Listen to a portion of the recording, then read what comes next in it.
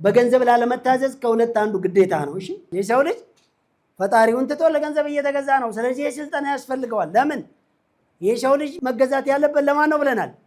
ለፈጣሪ። ገንዘብ ደግሞ ለማይገዛ ለሰው ልጅ።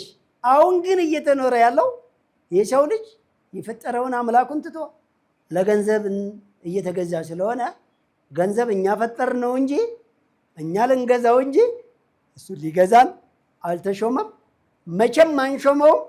ነገር ግን ዝም ብለህ በድህነት ገንዘብ አይገዛኝም ማለት ውሸት ነው። አትጠራጠር።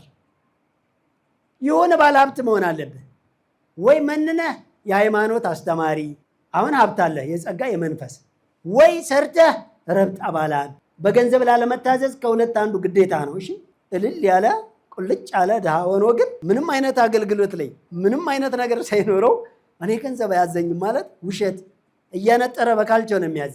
በካልቾ እያነጠረ ያዛል። ወደነ የማያዝ ለዛውም በገዛ ወንድም ላይ ነው እያስነሳ ያለው።